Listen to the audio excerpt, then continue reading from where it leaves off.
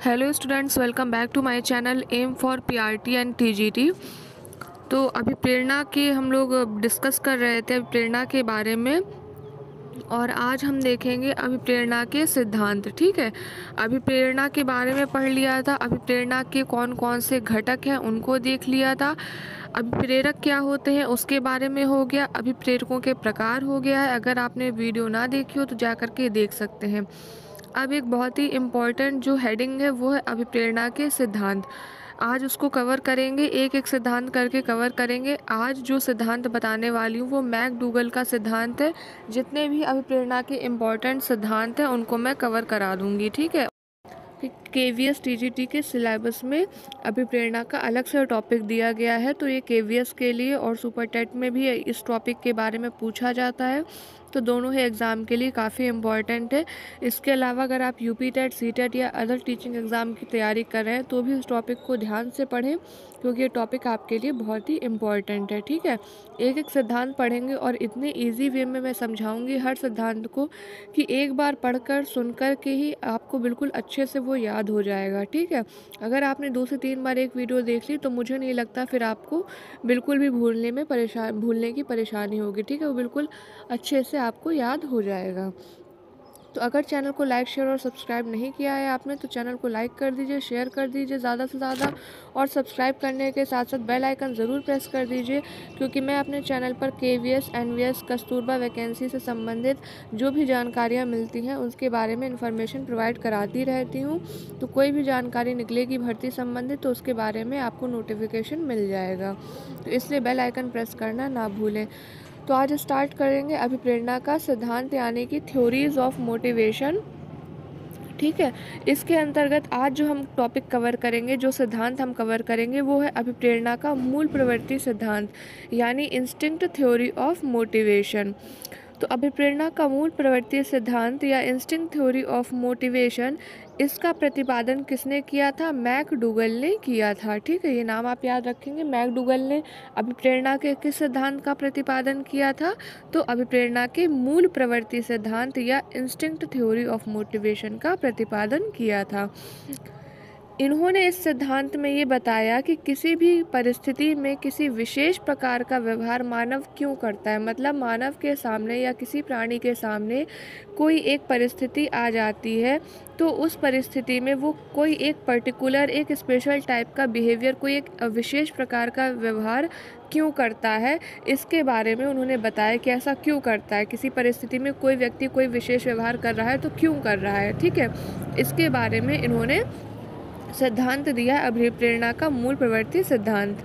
ठीक है, मानव व्यवहार को स्पष्ट करने के लिए पहले भी मूल प्रवृत्ति का जो कॉन्सेप्ट है वो विलियम जेम्स ने दिया था। ठीक है, विलियम जेम्स ने मूल प्रवृत्ति के कॉन्सेप्ट को बताया था मानव व्यवहार को स्पष्ट करने के लिए। लेकिन अगर सिद्धांत के रूप में बात करें, पूर्ण सिद्धांत के रूप में, तो मूल प्रवृत्ति के सिद्धांत को प्रस्तुत करने का श्रेय किसको जाता है? मैकडूगल को। ठीक है, विलियम जेम्स ने सिर्फ एक कॉन्सेप्ट दिया था, लेकिन सिद्धांत को, एक पूर्ण रूपेण सिद्धांत को प्रतिपादित करने का श्रेय या सिद्धांत को प्रस्तुत करने का श्रेय किसको जाता है? मैकडूगल को। तो इस सिद्धांत के प्रतिपादक कौन है? मैकडूगल है। अब मैकडूगल क्या कहते हैं कि मानव मस्तिष्क में कुछ जन्मजात प्रवृत्तियां होती हैं। ठीक है, जन्मजात यानी कि इन्नेट, जो जन्म से होती हैं, जो मानव के सभी विचारों और क्रियाओं के लिए प्रेरणा का या प्रेरक शक्ति का कार्य करती है। ठीक, कुछ ऐसी मूल प्रवृत्तियां मानव के अंदर जन्मजात होती हैं जो उसके लिए प्रेरक का काम करती हैं। उनका कहना है कि मूल प्रवृत्ति को जन्मजात मनोशारीरिक उपद्रव, यानी कि कह सकते हैं साइकोफिजिकल डिस्पोजिशन के रूप में परिभाषित किया उन्होंने। ठीक है, मूल प्रवृत्ति को इस रूप में परिभाषित किया, एक मनोशारीरिक उपद्रव बताया। ठीक है, कि ये एक मनोशारीरिक उपद्रव है, यानी कि एक डिस्पोजिशन है। कैसा डिस्पोजिशन है? साइकोफिजिकल डिस्पोजिशन है। अभी मैं जिसको एग्जाम्पल से आगे समझाऊंगी तो आपको सब क्लियर हो जाएगा, तो बिल्कुल परेशान ना हो ये बड़े बड़े वर्ड्स देकर। ठीक है, मैकडूगल ने क्या किया, इन्होंने बताया कि ये जो मनोशारीरिक उपद्रव होते हैं ये व्यक्ति को किसी उद्देश्यपूर्ण कार्य की ओर ले जाते हैं। ठीक है, उन्होंने कहा कि मूल प्रवृत्ति की सहायता से सभी मानव व्यवहारों को क्या कर सकते हैं, स्पष्ट कर सकते हैं। क्योंकि यहाँ पर बात किसकी हो रही थी कि व्यक्ति जो है या प्राणी जो है या मानव जो है वो किसी परिस्थिति में एक विशेष व्यवहार क्यों करता है। तो उन्होंने बताया कि मूल प्रवृत्ति की सहायता से हम इस चीज़ को स्पष्ट कर सकते हैं, मानव व्यवहारों को स्पष्ट कर सकते हैं। ठीक है, उन्होंने 14 मूल प्रवृत्तियाँ बताई, 14 मूल प्रवृत्तियों की एक पूरी सूची दी और उन्होंने बताया कि हर मूल प्रवृत्ति जो है वो एक संवेग से जुड़ी होती है या संबंधित होती है। ठीक है, या भावात्मक अनुभव से संबंधित होती है। ठीक है, संवेग के बारे में आप जानते हैं, मूल प्रवृत्तियाँ जो बेसिक इंस्टिंक्ट होती हैं, जो जन्मजात होती हैं। ठीक है, तो मूल प्रवृत्तियाँ क्या होती हैं, वो किसी एक संवेग से जुड़ी होती हैं। जैसे एग्जाम्पल के थ्रू अगर समझेंगे कि भोजन की खोज करना, भोजन को खोजना क्या एक मूल प्रवृत्ति है प्राणी की। ठीक है, क्योंकि भोजन तो चाहिए, एक बेसिक नीड है।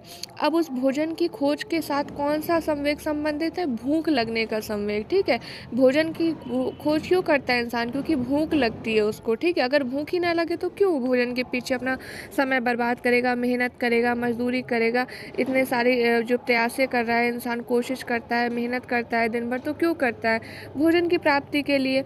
और भोजन की प्राप्ति का संवेग क्या है, भूख लगना। ठीक है, भोजन की प्राप्ति या भोजन की खोज करना क्या है, इंसान की मूल प्रवृत्ति है, भोजन की खोज करना। और उस मूल प्रवृत्ति से संबंधित संवेग क्या है, भूख। ठीक, तो यहाँ तक कोई मुझे नहीं लगता कोई प्रॉब्लम आई होगी। मैकडूगल ने बताया कि सभी व्यवहार जो होते हैं वो कैसे होते हैं, मूल प्रवृत्त्यात्मक होते हैं। यानी कि जो प्राणी व्यवहार करता है ना, वो मूल प्रवृत्ति से जन्मा होता है। ठीक है, मूल प्रवृत्त्यात्मक होता है और ये व्यवहार के 3 पक्षों का अनुसरण करता है, 3 पक्षों को फॉलो करता है। कौन कौन से, अभी मैं एग्जाम्पल समझाऊंगी, बहुत ईजी समझ में आएगा, परेशान ना हो।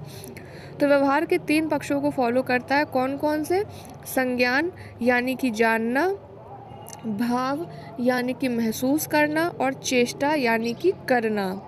ठीक, तो संज्ञान, भाव और चेष्टा यानी कि जानना, फिर उसे महसूस करना और कार्य को करना।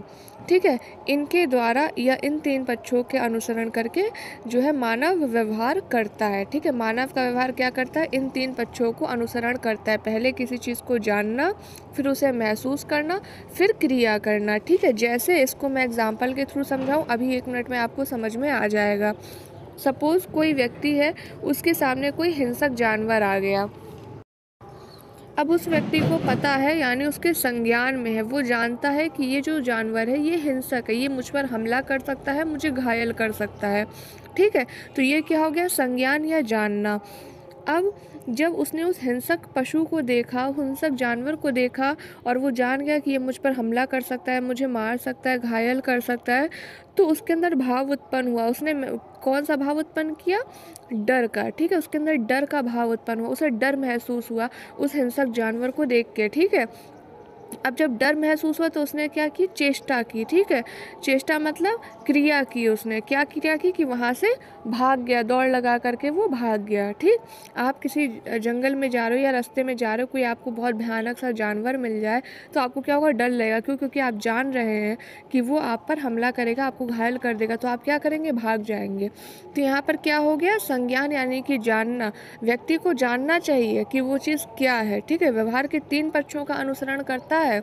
ठीक है, व्यवहार क्या है, जो मूल प्रवृत्ति होते हैं वो क्या है, व्यवहार के 3 पक्षों का अनुसरण करते हैं। कि पहले तो किसी चीज़ का संज्ञान होना चाहिए, जानना चाहिए। अब जैसे कोई बच्चा है, उसके सामने बिच्छू आ रहा है, अब उसको संज्ञान ही नहीं, वो जानता ही नहीं कि बिच्छू उसको डंक मार देगा, उसको चोट लग जाएगी या जहर फैल जाएगा, उसको कुछ पता ही नहीं है, तो बिच्छू के ऊपर हाथ रख ही देगा। तो कहने का मतलब है यहाँ संज्ञान होना चाहिए, जानना चाहिए, तभी क्या होगा, उससे भाव उत्पन्न होगा। और जब भाव उत्पन्न होगा तो क्या होगा, वो फिर उस क्रिया को करेगा। तो यहाँ तक मुझे लगता है आपको बहुत अच्छे से समझ में आ गया होगा, कहीं कोई समस्या नहीं है।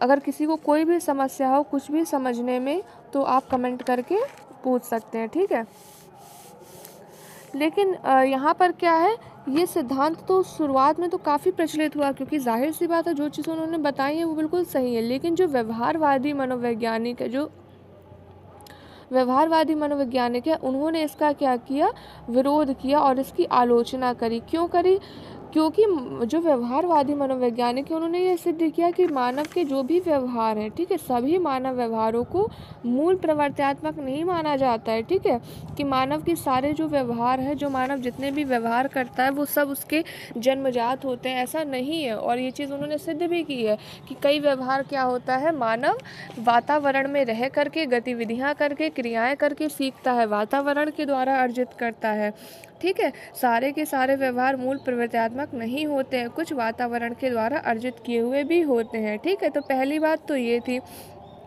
दूसरा क्या है, इन्होंने बताया, मूल प्रवृत्ति को बताया कि इंसान मूल प्रवर्त्यात्मक व्यवहार करता है। तो मानव व्यवहार अगर मूल प्रवृत्ति के द्वारा ही होता या मूल प्रवृत्ति पर ही डिपेंड करता तो सभी बच्चों में, या क्योंकि जन्मजात है तो जितने बच्चे जन्म ले रहे हैं संसार में सभी एक जैसा ही व्यवहार करते हैं, पर ऐसा नहीं है, ठीक है। हर व्यक्ति एक जैसा व्यवहार करता नहीं पाया जाता है, ठीक है। तो इस कारण भी क्या होता है, ये मूल व्यवहार जो है इसको सही नहीं माना गया कि जो मूल प्रवर्त्यात्मक है, मानव का जो व्यवहार है वो मूल प्रवर्त्यात्मक है, इसको सही नहीं माना गया।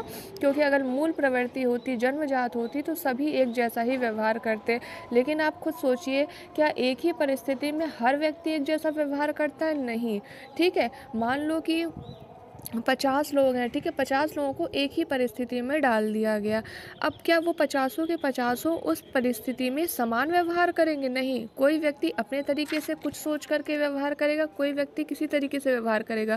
हर व्यक्ति अपनी अपनी समझ, अपने अपने तरीक़ों, अपने अपने कुछ इंस्टिंक्ट्स के अकॉर्डिंग, अपने अपने जो उसके पास ज्ञान है, नॉलेज है, अपनी अपनी तर्क शक्ति, अपने अपने चिंतन, अपनी अपनी समझ के अकॉर्डिंग भी व्यवहार करता है। हर कोई एक जैसा व्यवहार नहीं करता है, ठीक है। यही व्यक्तिक विभिन्नता होती है, क्योंकि हर व्यक्ति एक सा नहीं होता है। तो यहाँ पर इन्होंने बोल दिया कि नहीं, ये तो जो मानव व्यवहार करता है वो सब मूल प्रवृत्ति होती है, जन्मजात होती है। तो ये तो सीधे सीधे व्यक्तिक विभिन्नता को चुनौती देना है, व्यक्तिक विभिन्नता के अस्तित्व को ही इन्होंने हटा दिया है। तो इस कारण भी इनके सिद्धांत की क्या की गई, आलोचना की गई, ठीक है। लेकिन कुछ लोग थे, कुछ मनोवैज्ञानिक थे जिन्होंने मूल प्रवर्त्यात्मक को माना। उन्होंने माना कि जो मानव का व्यवहार है वो मूल प्रवृत्ति के द्वारा होता है, मूल प्रवर्त्यात्मक होता है। तो इस तरीके से उन्होंने और भी कई सारी मूल प्रवृत्तियों की सूची बनाना स्टार्ट कर दिया। इन्होंने 14 मूल प्रवृत्तियाँ बताई थी मैकडूगल ने, और इनसे प्रभावित होकर के जो इनके सिद्धांत को जो है मानते थे, उन्होंने क्या किया, फिर और भी ज़्यादा मूल प्रवृत्तियाँ जो है उनकी सूची बनाना प्रारंभ कर दिया। और धीरे धीरे करके लगभग 14,000 मूल प्रवृत्तियों के बारे में चर्चा होने लगी। आप सोच सकते हैं 14 मूल प्रवृत्तियाँ और बताई थी मैकडूगल ने, और 14,000 मूल प्रवृत्तियाँ तक जो है उनकी सूची बन गई थी। तो ये बहुत बड़ी संख्या थी, और जब इतनी बड़ी संख्या हो गई तो इससे बहुत सारे भ्रम उत्पन्न हुए, ठीक है, कि इतने सारे मूल प्रवर्त्यात्मक व्यवहार हैं। तो क्या हुआ, उन मनोवैज्ञानिकों ने भी इस सिद्धांत की क्या की, आलोचना करनी स्टार्ट कर दी, ठीक है, कि अगर आप ऐसे मूल प्रवर्त्य खोजोगे तो कहाँ तक खोजोगे, 14 से 14,000 हो गए हैं, ठीक है। तो इसकी आलोचना इस कारण भी प्रारंभ कर दी गई।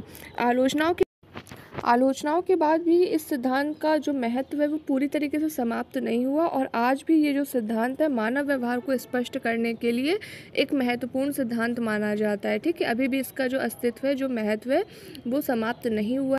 मानव व्यवहार को स्पष्ट करने के लिए आज भी ये एक महत्वपूर्ण सिद्धांत माना जाता है, ठीक है। तो ये हो गया मैकडूगल का सिद्धांत। आई होप कि आप लोगों को समझ में आ गया होगा। बहुत ही इजी तरीके से समझाया है, और अगर आप एक बार और देख लेंगे तो वीडियो, तो आपको बिल्कुल भी कन्फ्यूज़न नहीं होगी। मैकडूगल द्वारा बताई गई जो 14 मूल प्रवृत्तियों की सूची है वो देख लेते हैं, और उनसे जुड़ा संवेग, ठीक। तो पहला है पलायन, और इससे जुड़ा संवेग है भय। दूसरा है, हालांकि इससे क्वेश्चन नहीं पूछा जाता, मैं सिर्फ सूची बता देती हूँ, अगर आपको पढ़ना हो तो आप पढ़ सकते हैं। इससे क्वेश्चन वैसे ज़्यादातर पूछा नहीं जाता है, पर अभी सिलेबस का पता नहीं क्या चेंजेस हो जाए। युयुत्सा का है क्रोध, और निवृत्ति का संवेग है घृणा। संतान कामना, इससे जुड़ा संवेग है वात्सल्य। शरणागति संवेग है करुणा।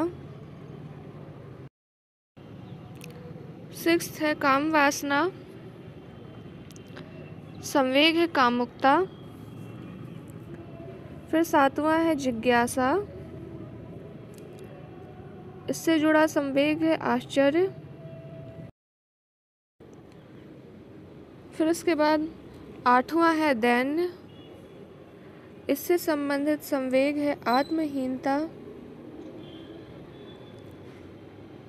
फिर इसके बाद गौरव, इससे जुड़ा संवेग है आत्म अभिमान, आत्माभिमान। फिर इसके बाद 10वां है सामूहिकता, सामूहिकता और संवेग है एकाकीपन। फिर 11वां है भोजनान्वेषण, यानी भोजन का अन्वेषण, अन्वेषण मतलब खोज करना, संवेग है भूख। फिर 12th है संग्रहण, संवेग है स्वामित्व, स्वामित्व।